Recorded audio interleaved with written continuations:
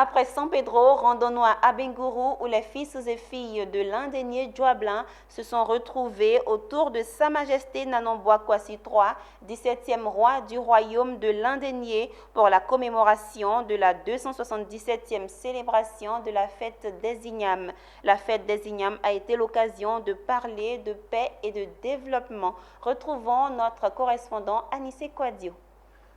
C'est le nouvel an en pays Agny-Indénian, domicile de la famille Amouakouanso. Ici, les femmes préparent le repas avec la tubercule qui a sauvé le peuple indénian de la faim en son temps. L'igname, préparé dans toutes ses différentes composantes. C'est l'igname bouilli avec l'huile rouge, un peu de piment, un peu de sel. Ça, c'est la nourriture de nos ancêtres. On appelle Anani Padia. Là, c'est le foufou.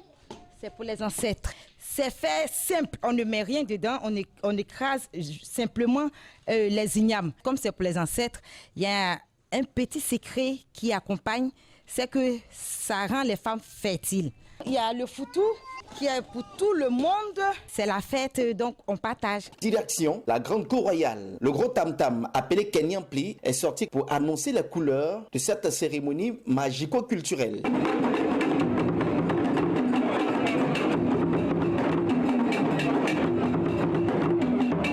Sa Majesté Nanon-Boa Kwasi III entre triomphalement pour saluer l'ensemble de son peuple et ses invités. Sa Majesté a installé les prêtresses traditionnelles ainsi que les femmes aspergent d'eau bénite la cour pour exterminer les esprits impurs afin que la cérémonie se déroule parfaitement. Les biablés, les différents tabourets noirs incarnant les différents rois qui sont succédés à la tête de l'Indénié font également leur entrée. Chaque tabouret est aspergé de sang du mouton immolé. Après ce rituel d'une grande importance, Nana Kame porte le message du roi axé sur le vivre ensemble en toutes les communautés vivant sur le sol de l'Indénié et une exhortation aux jeunes à se détourner de certains vices qui ne leur permettront pas d'avoir un avenir radieux. Nous sommes aussi interpellés par la dépravation de nos mœurs.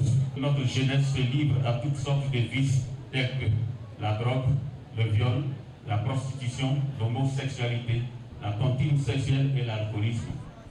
Un autre fléau que nous devons combattre. Cette célébration de la fête des Lignames au cœur du royaume de l'Indénié a enregistré la présence d'éminentes personnalités du gouvernement ivoirien, parmi lesquelles M. Fidel Sarasoro, directeur des cabinets du président de la République, et de M. Eugène Akawele, président du Conseil économique, social, culturel et environnemental, et de bien d'autres personnalités du gouvernement. Plusieurs autorités traditionnelles issues de toute la Côte d'Ivoire ont tenu à être aux côtés de Sa Majesté Nanon-Boa Kwasi III pour la commémoration de cet événement. Nous avertions à ce que notre culture se pérennise et à travers cette transmission aux nouvelles générations. Voilà pourquoi Agna existe. C'est une fierté pour Sa Majesté, mais pour nous aussi, Agna, c'est une fierté.